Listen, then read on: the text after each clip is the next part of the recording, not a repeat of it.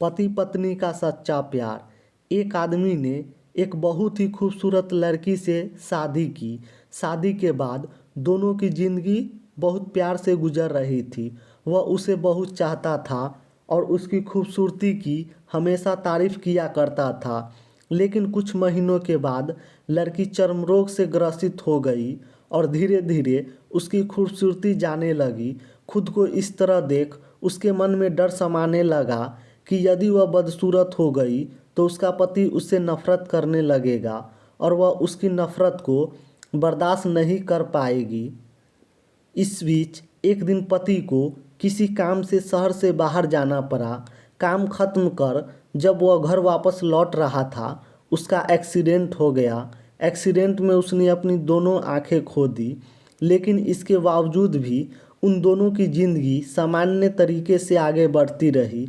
समय गुजरता रहा और अपने चर्म रोग के कारण लड़की ने अपनी खूबसूरती पूरी तरह गंवा दी। वह बदसूरत हो गई।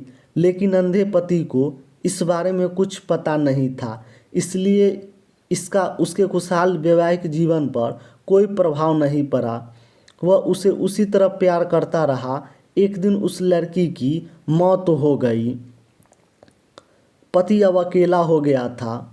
वह बहुत दुखी था। वह उस शहर को छोड़कर जाना चाहता था। उसके अंतिम संस्कार की सारी क्रियाविधि पूर्ण की और शहर छोड़कर जाने लगा। तभी एक आदमी ने पीछे से उसे पुकारा और पास आकर कहा, अब तुम बिना सहारे के अकेले कैसे चल पाओगे? इतने साल तो तुम्हारी पत्नी तुम्हारी मदद किया करती थी। पति ने जवाब दिया, दोस्त, मैं अंधा नहीं हूँ। मैं बस अंधा होने का नाटक कर रहा था, क्योंकि यदि मेरी पत्नी को पता चल जाता कि मैं उसकी बदसूरती देख सकता हूँ तो यह उसके रोग से ज़्यादा दर्द देता। इसलिए मैं इतने साल अंधे होने का दिखावा किया। वह बहुत अच्छी पत्नी थी। मैं बस उसे खुश रखना चाहता था। कहानी से सीख हमें यही मिलती है कि खुश रहने के लिए हमें भी एक दूसरे की कमियों के प्रति आंख बंद कर लेनी चाहिए और उन कमियों को नज़रअंदाज कर देना चाहिए।